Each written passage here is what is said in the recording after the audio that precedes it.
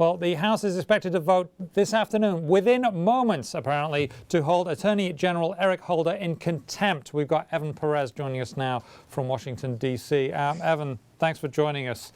I realize this is right down to the wire. I presume the House hasn't voted already.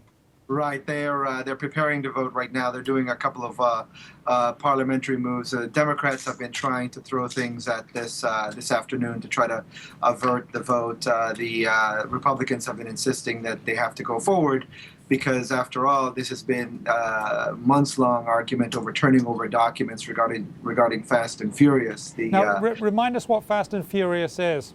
Right, it's essentially a gun trafficking probe that was done by ATF agents in Phoenix, and which everyone acknowledges was botched. Essentially, 2,000 firearms were allowed to be bought by suspected smugglers, most of which probably ended up in Mexico, and many of which have turned up at crime scenes on both sides of the border. So this was 2,000 firearms we're talking about, That's right.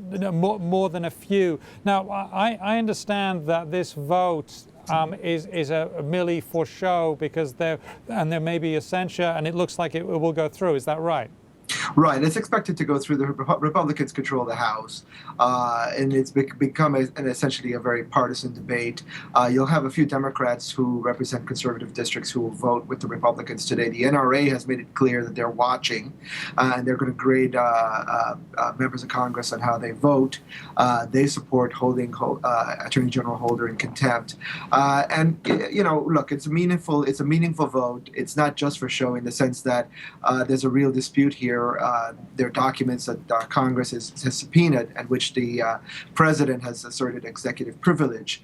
But in the end, this is going to have to be negotiated because after today's vote, what happens is that they're expecting the U.S. Attorney in the District of Columbia to prosecute his own boss, which is just not going to happen. Okay, so in that sense, it is a little bit of a show. Right, it's a little bit of a show, but there is some substance to it. Okay, we got to leave it there. Lovely to have you, Evan Perez of the Wall Street Journal.